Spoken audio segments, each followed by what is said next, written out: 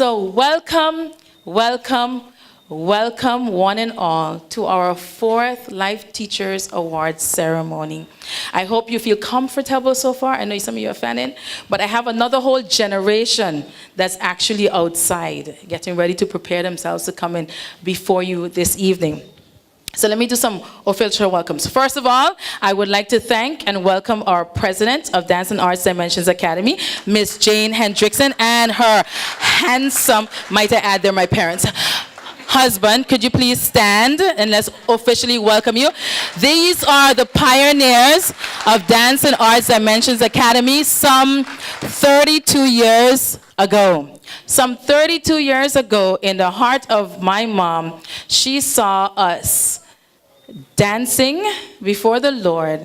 And from that humble beginning in our church, Christian Fellowship Church, we were able to spring forth into an actual foundation in 2001. Might I add, from then we've changed from just dance dimensions to dance and arts dimensions, which has allowed us the opportunity to expand our borders and really to reach out into another vicinity, which is the arts. So I am very, very pleased to be able to say thank you, Jane and Mr. Theophilus Hendrickson, for the part that you've played in placing it into another generation, which is the heart of myself and my sister and my husband and her husband. And it's going to go down a couple more generations, what you see, because I got some little ones coming up. So this is a legacy thing that we're doing here, and I want you all to really think about it. When you are touching the lives of the children that you do on a daily basis, you are building a legacy. Your legacy is the lives that you touch each and every day. You think so? That dream I'm dreaming, but there's a voice inside my head saying you'll never reach it.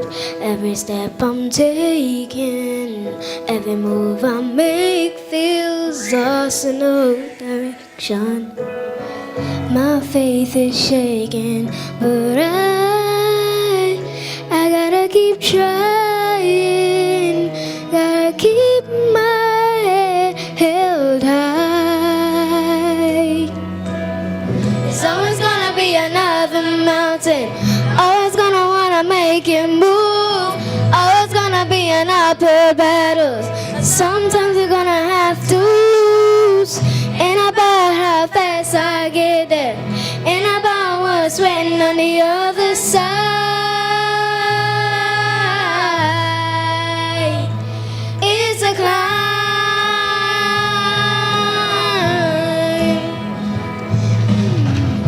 The struggles I'm facing. First of all, I would like to say it's really nice to be here in the company of my colleagues, those including the teachers, as well as the former ministers, as well as members of parliament and dignitaries from both sides of the island. I'm very, very proud to be here as a teacher myself.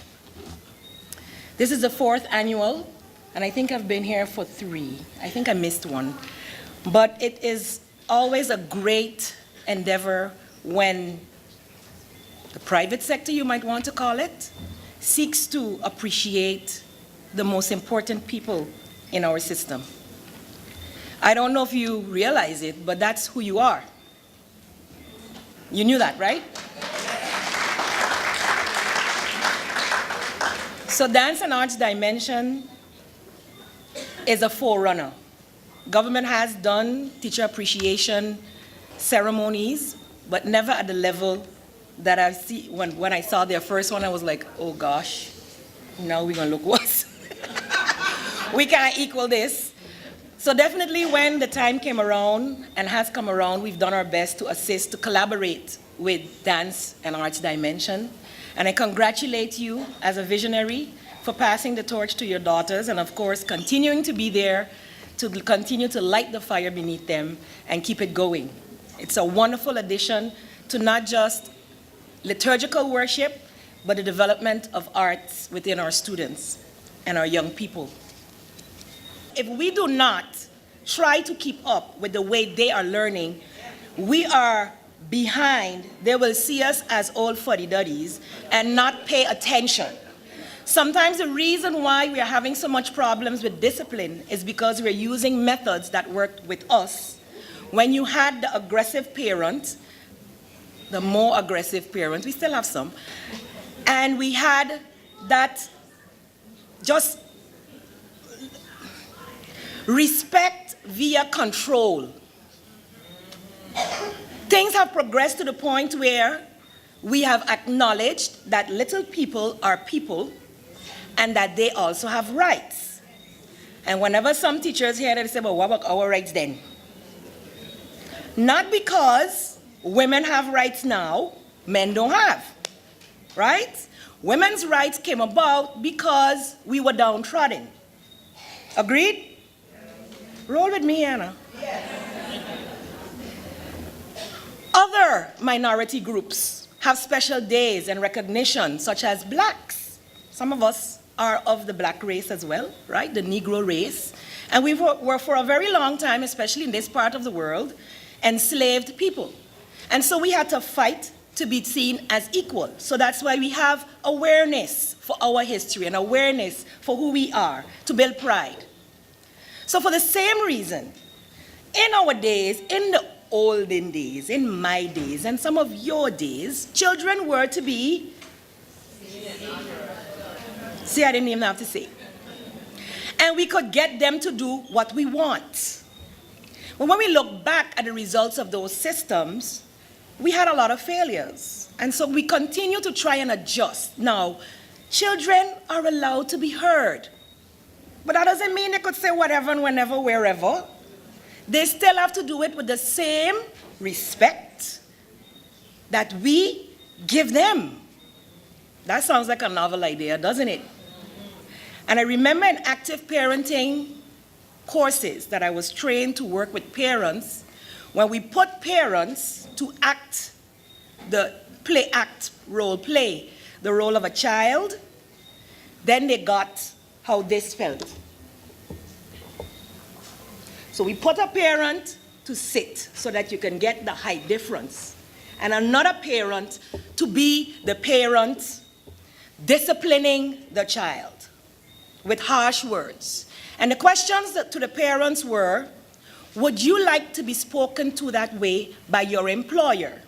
Would you like to be spoken to that way by anyone within your family or wherever? And no one said yes, because it was a negative feeling of being pointed at, finger wagging, voice loud, etc., etc. So all I'm saying is we have to adapt to the times. No, we cannot go back. And if we go back, it will be to the detriment of the individual's development to the best of his or her ability. We have to adapt to the changing world, which continues to change every time we go to sleep and wake up. So, teachers, don't be discouraged. Despite all of that, I know many of you discipline with love, discipline with respect, and allow your students the opportunity to speak. Because when you allow them the opportunity to speak, then they will give you the opportunity to speak as well. When you give them chances within your planning to speak, to share with each other, to share with you, and even to question you. Teachers don't like to be wrong. And I remember having my son in a class, and he came home with homework, and I'm like, this is not correct. No, that's what the teacher had on the board. I'm like, but it is incorrect. I said, now when you go to school, I said, trust me, I'm a teacher too. It took a while, but he finally listened, he fixed it, he did it correctly. I said, well, when you go to school, you do not need to embarrass your teacher. Go quietly to her desk and explain what you found out from your mother. And she handled that so well. She went up to the board, told all the children to take out that work, told them she made a big mistake, and this child found it out, showed them what it should have been, and gave him a big hug. That could have gone any type of way, right or wrong? So teachers, remember the little people sometimes have something to say and are afraid to say it based on the way we as adults react. So when you finish hearing this poem, we are at the end of a school year, you're being appreciated, and I want you to know that the Ministry of Education, Culture, Youth and Sports, as well as the government of St. Martin, prizes its teachers. And we will do all we can to make sure you continue to develop and change with the changing times in order to meet the needs of these very important little people we are charged to teach. What do teachers make? And I remember liking something on Facebook the other day and people say, aha, we're getting a raise. Well, sorry, no. As much as I would like to, we know the budget story, don't we? What do teachers make? So Mr. Malley says, the problem with teachers is what's a kid going to learn from someone, or someone he was sitting at a dinner table with told him, learn from someone who decided his best option in life was to become a teacher. He reminds the other dinner guests that it is true what they say about teachers. Those who can do, and those who can't, teach. Now, good thing he didn't have teachers like us around the table. But he had Mr. Malley. I'm saying it in his voice, okay? It would take too much to translate to the he and the I, so I'm going to go into I am Mr. Malley right now. I decided to bite my tongue instead of his and resist the temptation to remind the dinner guests that it is also true what they said about lawyers, because we're eating after all, and this is polite conversation. I mean, you're a teacher, Taylor. Be honest. What do you make? Said the lawyer. And I really wish he hadn't done that. Asked me to be honest. Because you see, I have this policy about honesty, and it isn't polite. I'm paraphrasing where he was a little expletive. If you ask for it, then I had to let you have it. You want to know what I make? He said. I make kids work harder than they ever thought they could. I make a C+ look like a Congressional Medal of Honor, and an A- feel like a slap in the face. How dare you waste my time with anything less than your best? I make kids sit through 40 minutes of study hall in absolute silence. No, you may not work in groups. No, you may not ask a question. Why won't I let you go to the bathroom? Because you're bored. And you don't really have to go to the bathroom, do you? I make parents tremble in fear when I call home. Hi, this is Mr. Malley. I hope I haven't called at a bad time. I just wanted to talk to you about something your son said today to the biggest bully in the grade. He said, leave that kid alone.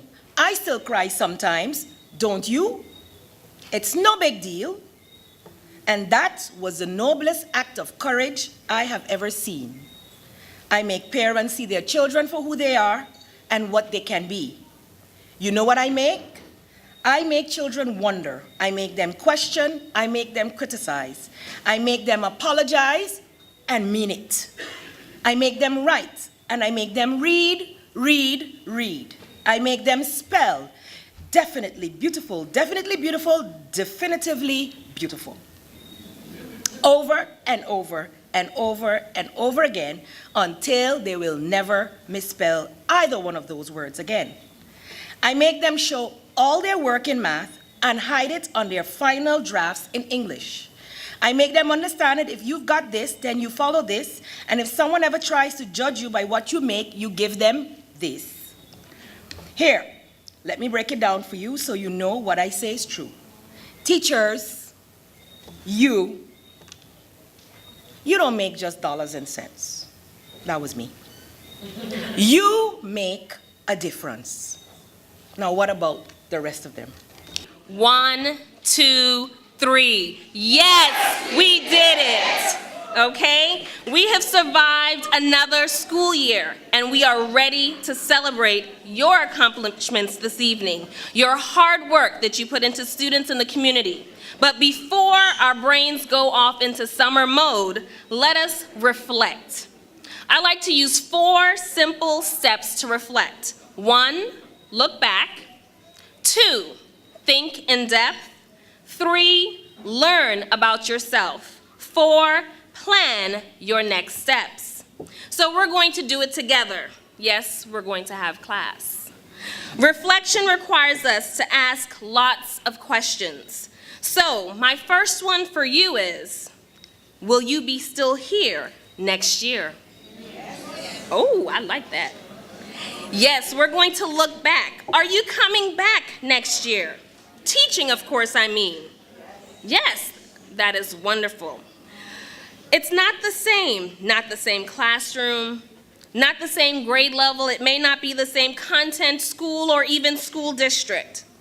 I'm asking whether you will be back next year as a teacher leader, and I hear a resounding yes.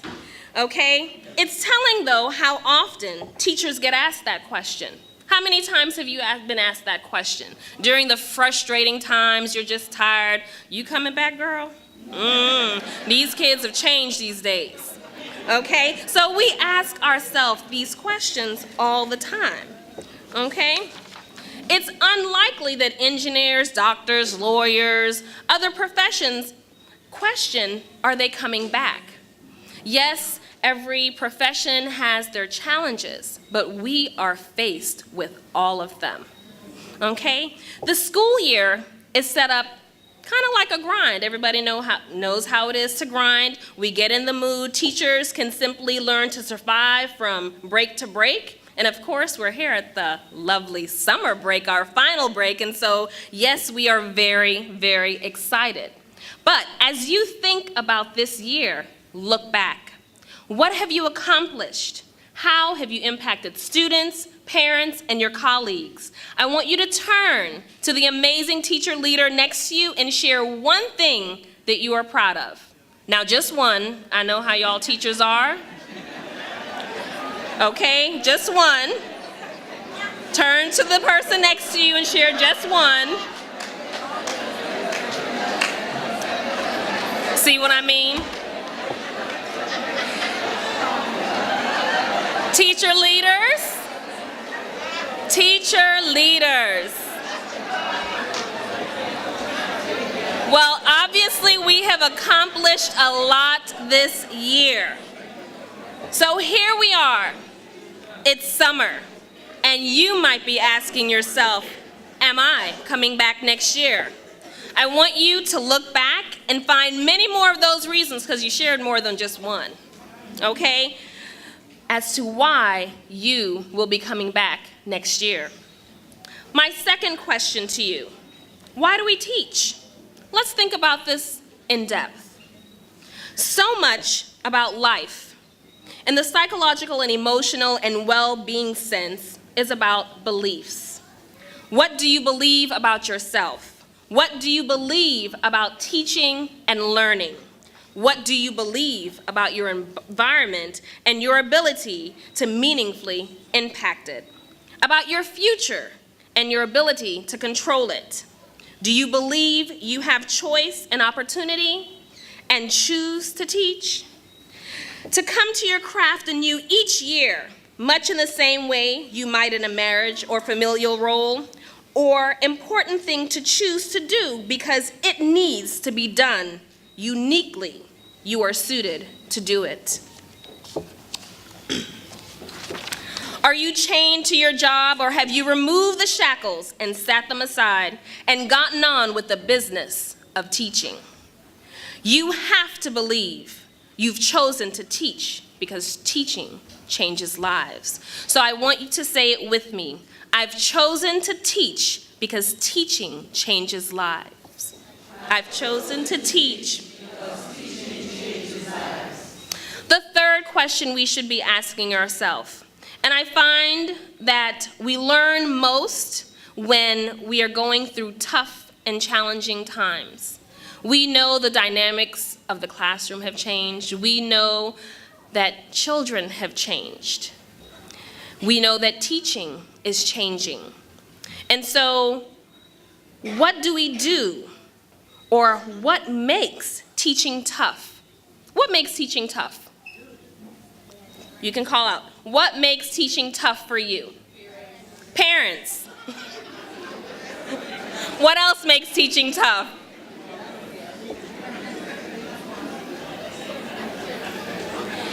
You're right, parents can make it tough, but sometimes, yes, our students can make it tough. Teaching is just hard, okay? Great teaching is even more challenging because, as many of our guests spoke about, we want to meet the needs of all learners, okay? And sometimes that seems impossible. That can wear on you. You may be mentally become tired. You may lose your creativity, and you may have moments of doubt and wonder, what have you gotten yourself into? I didn't know I was going to be a nurse. I didn't know I was going to be a detective. I didn't know any of those things when I came into teaching over 15 years ago. Okay? So we want to know and understand what those challenges are. And what the research says, our top 7 challenges as teachers are students with bad behavior, unhealthy environments, so looking at the cultures of our schools, out-of-touch policymakers, difficult parents, you guys got that? Okay, office politics, lack of time, and emotional stress. By all the claps, yes, I do think that you would agree. Those are just the rigors of the rigorous teaching task, but I know that we have the courage to conquer those challenges. So I want you to say it with me. I have the courage to conquer those challenges. I have the courage to conquer those challenges. My next question I took from a recent education TED Talk, listening to a powerful principal, Linda Cleat, of a tough high school in Philadelphia, Pennsylvania, who asked in relation to challenges, so what, now what? What are we going to do to change and make it better? Everyone say, so what, now what? So what, now what? Let's plan the next steps. You need to check yourself for ambition, curiosity, affection for students' content, and social change. Ask yourself what you believe about yourself and your ability to meaningfully impact the world around you. So, of course, teach with a sense of optimism. If you believe you can reach students next year, you will. If you believe you're a capable teacher with the ability to adapt and to grow and connect, you will. If you believe that you're able to fulfill the expectations of administrators and parents and students and colleagues and yourself, you won't be stopped even if you fail, because we need to learn to fail forward. There's very little that's beyond a driven teacher's reach. So we must pinpoint what you love about education and live in it. Love the children. Find others who can offer solutions, not just an ear. You always have that person, they want to just listen.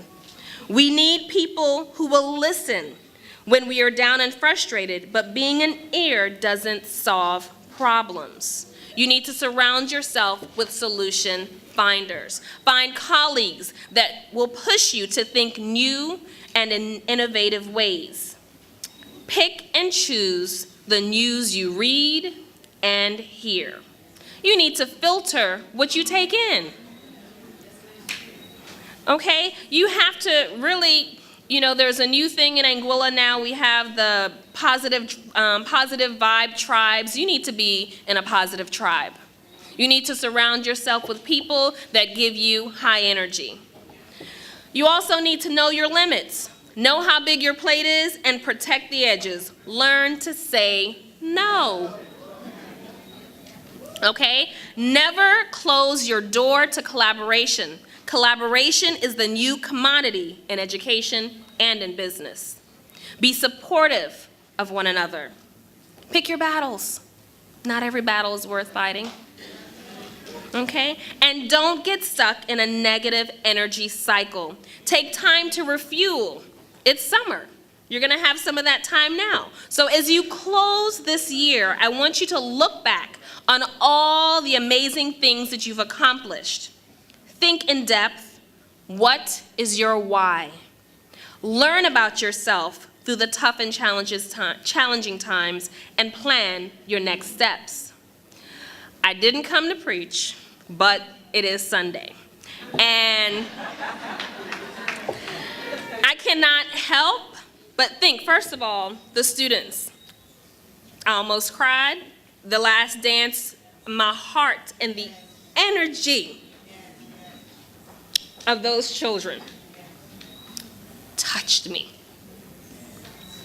And again, it reminds me of what I love to do. Back in my day, I used to dance. So music and dance and ministry is wonderful. So I think it is actually very fitting. This morning when I woke up and I was doing my morning devotion, it said there are 3 things that you must do daily. And it reminded me of how I've come to stand before you here tonight. I do believe these 3 things will help us to conquer life's challenges, whether it be school life or just life. Number 1, expect God's favor. Expect it to be a great day each day you wake up and walk through those school doors. Expect yourself to be an innovative and engaging teacher leader. Expect your students to excel both academically and socially. Expect your colleagues to collaborate and be professional towards the mission of success for all students. I truly do expect God's favor daily. It was his favor that brought me here tonight. And Inga mentioned the short little story. My friend and colleague, Mr. Bren Rumney of the DYC, Department of Youth and Culture in Anguilla, reached out to Inga, and he said, hey, give this young lady a chance to come on over and speak and encourage. That was favor, because tonight I'm here with you. Number 2, recognize God's goodness. Know that every experience is not by coincidence, but all a part of God's plan and his goodness towards you. Each year, most persons choose a New Year's resolution. They set goals. Each year, I choose a word that amplifies all I want to achieve and do spiritually and professionally. My word for 2017 is connect. Everyone say connect. Connect. Now, when I asked Inga, how many people am I going to be speaking to today? She said 400 plus possibly. Tonight, I stand before you, leaders of in education in St. Martin, and I do believe that I am connecting. So I couldn't find any other way to say that, yes, this is God's goodness. And 3, always thank God for his goodness. No matter how big or small, give God the glory. So teacher leaders, I thank God and I thank you for doing all that you do to serve the children and your community. But remember, we have the courage to conquer challenges because we were chosen to teach, and teaching changes lives. And we're going to say that together. We have the courage to conquer challenges because we were chosen to teach, and teaching changes lives. So I will close as I began with a question. Will you be here next year? Yes. Will you be here next year? Yes. Thank you so much.